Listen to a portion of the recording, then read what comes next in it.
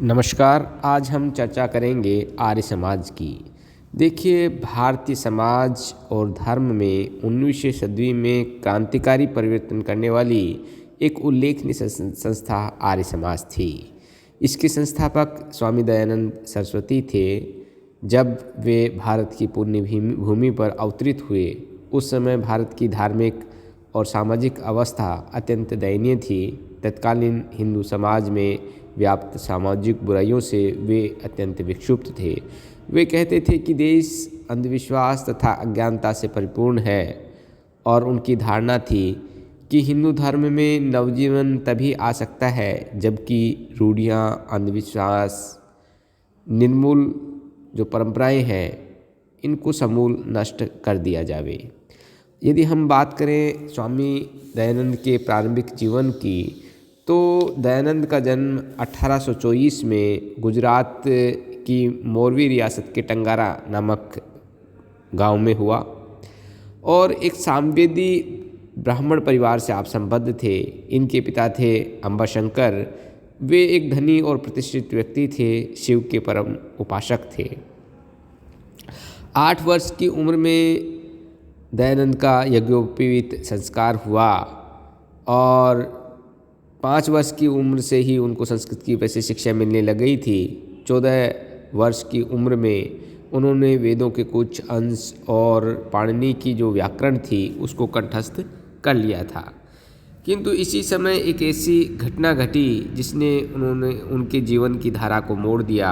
जब दयानंद 14 वर्ष के थे तो उनको पिता के साथ शिवरात्रि के जागरण में जाना पड़ा और वहाँ उन्होंने देखा कि एक चूहा शिव की प्रतिमा पर चढ़ा हुआ था और उनके प्रसाद को खा रहा था। इस घटना से उनके हृदय में मूर्ति पूजा का स्थान नहीं रहा और उन्होंने सोचा कि जो प्रतिमा अपनी रक्षा स्वयं नहीं कर सकती, वह संसार की रक्षा कैसे करेगी। उनके विचारों में विरक्ति घर करने लग गई और जब उनके इस रुख को उनके पिता ने देखा तो उनको गृहस्थ जीवन में आबद्ध करना चाहा, परंतु वो घर से भाग गए और 1860 में वो मथुरा पहुँचे और मथुरा में स्वामी विरजानंद जो थे उनके शिष्य बन गए। और जब विरजानंद से उन्होंने वैदिक शिक्षा अर्जित की और उनसे विदा होने का जब समय आया तो विरजानंद ने आशीर्वाद के रूप में कहा कि अतिकाल से भारत में वेदों का अध्ययन समाप्त हो गया है, जाओ और उनको पढ़ाओ, सच्चे शास्त्रों को पढ़ाओ और उनके प्रकाश द्वारा उस अंधकार को दूर करो जिसके कारण मिथ्या मतांतरों का जन्म हुआ है। वे वैदिक पुनरुत्थान और समाज सुधार के महान सत्य थे। उनका कहना था कि धर्म समस्त प्राणी मात्र के कल्याण के लिए है। वेदों में उनकी पूर्ण आस्था थी। वेदों को वो ज्ञान का स्रोत तथा भगवान के मुख से भाषित समझते थे। 1863 में गुरु विरजानंद से दयानंद ने विदाई ली और 12 वर्ष तक उत्तरी भारत में घूम घूम कर वैदिक शिक्षा का प्रचार ये करते रहे। आपने भारत के सभी प्रमुख स्थानों का भ्रमण किया। बनारस में काशी नरेश की अध्यक्षता में विख्यात पंडितों से शास्त्रार्थ भी किया और 10 अप्रैल 1875 को आर्य समाज की स्थापना दयानंद के द्वारा की गई। 1875 से 1883 तक आर्य समाज के सिद्धांतों का प्रचार दयानंद करते रहे और 30 अक्टूबर 1883 को सायंकाल में अजमेर में उन्होंने नश्वर शरीर को त्याग दिया। बात करें हम आर्य समाज के सिद्धांतों की, तो आर्य समाज के सिद्धांतों में मुख्य बातें हैं कि वेद ही ज्ञान के स्रोत हैं, ईश्वर सच्चिदानंद स्वरूप है, उसका कोई आकार नहीं तथा वह दयावान है। वेद सत्य और ईश्वर प्रणीत हैं। प्रत्येक आर्य को इनका अध्ययन और मनन करना चाहिए। सभी कार्य धर्मानुसार सत्य और असत्य पर विचार करके करने चाहिए।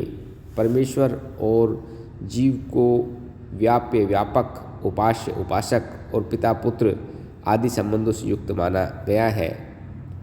आर्य समाज में कहा गया है कि अविद्या का नाश कर विद्या अर्जन करना चाहिए। अब आर्य समाज के सिद्धांतों में मूर्ति पूजा को वर्जित माना गया है। स्वामी दयानंद व्यक्तिगत हित में विश्वास न कर सामूहिक हित में विश्वास करते थे। वे सामाजिक समानता में विश्वास करते थे। उन्होंने छुआछूत को भी समाज का विरोधी बताया था। उनका कहना था कि संसार का उपकार करना आर्य समाज का मुख्य उद्देश्य है।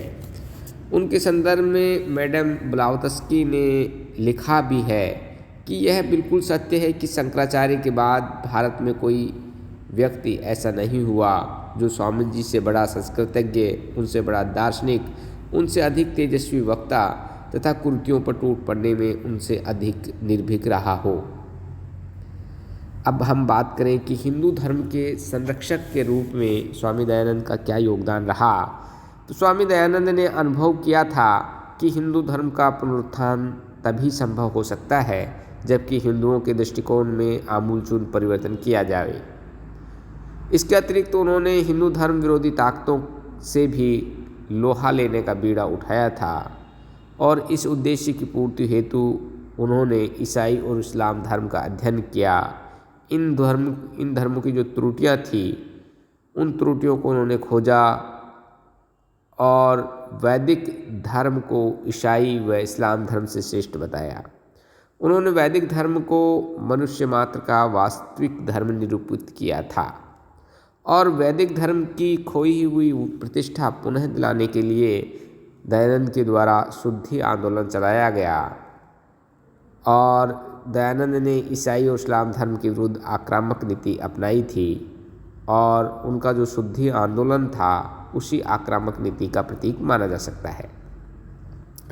ईसाई धर्म प्रचारक हिंदुओं का धर्म परिवर्तन कर रहे थे। अंग्रेजी शिक्षा और व्यक्तिगत लाभ के कारण काफ़ी संख्या में हिंदू जो है वो ईसाई बनते जा रहे थे।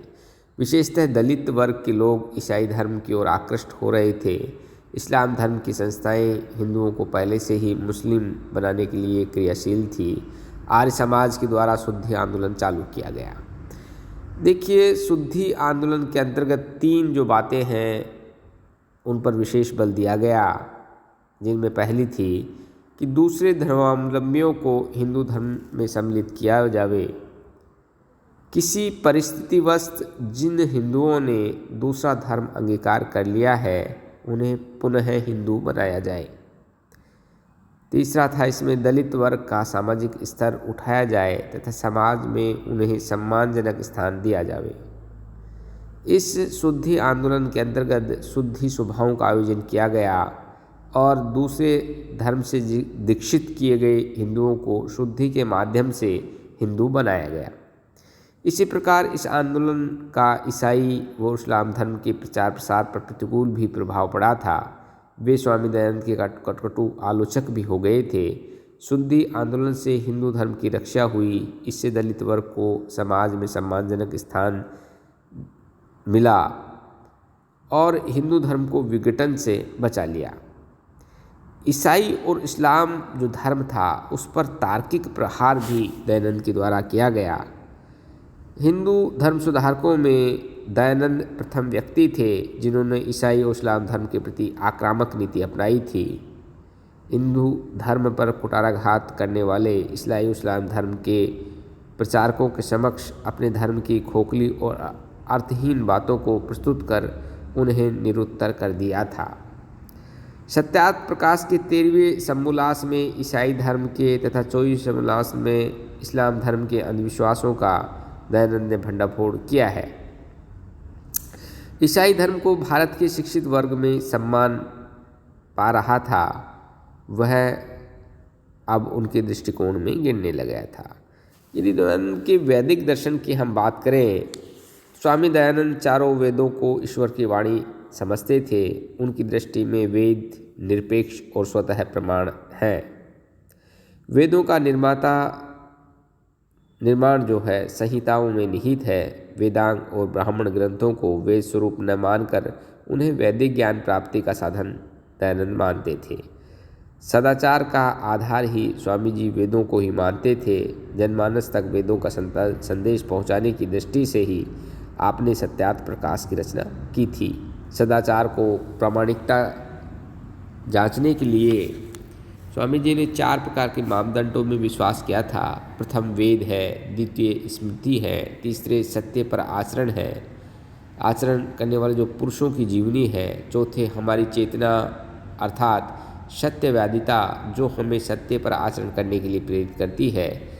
स्वामी दयानंद वेदों का अध्ययन समाज में सीमित रखने के पक्षधर नहीं थे। सत्यार्थ प्रकाश में उन्होंने लिखा है कि वेद सभी वर्गों के लिए हैं, उन्हें पढ़ना सुनना चाहिए। उनका मानना था कि समस्त ब्रह्मांड ईश्वर की सत्ता से संचालित है। वे ईश्वर और आत्मा को पृथक तत्व मानते थे। उनके मतानुसार धर्म, मन, वचन और कर्म से समान रूप से सत्याचरण करना चाहिए। मानव जीवन को सफल बनाने हेतु वे 16 संस्कारों को आवश्यक समझते थे। हवन करने में पूर्ण श्रद्धा दयानंद रखते थे। दयानंद के सामाजिक सुधार में योगदान की यदि हम बात करें तो स्वामी दयानंद का कार्यक्षेत्र केवल धार्मिक सुधारों तक सीमित नहीं रहा। उनकी धारणा थी कि जब तक हिंदू धर्म और हिंदू समाज में विविध अंधविश्वासों और कुरीतियों का प्रचलन रहेगा तब तक भारत में सुदृढ़ धर्म और समाज गठित करने का अवसर कभी उपलब्ध नहीं हो सकता। इसलिए उन्होंने सामाजिक सुधारों की ओर भी ध्यान दिया। अनाथ बच्चों की शिक्षा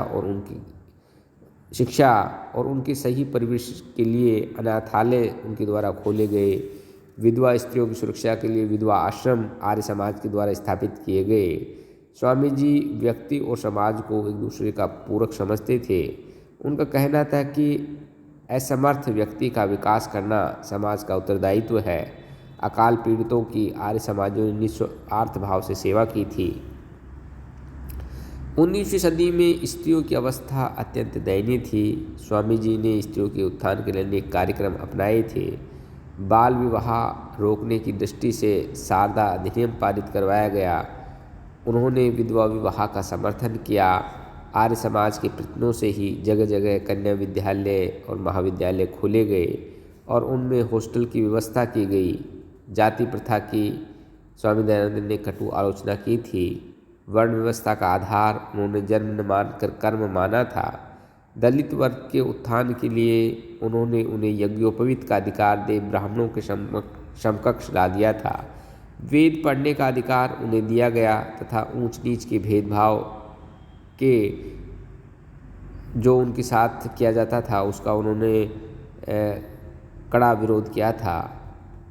समुद्र यात्रा तथा अंतर्जातीय विवाह को उन्होंने समर्थन दिया।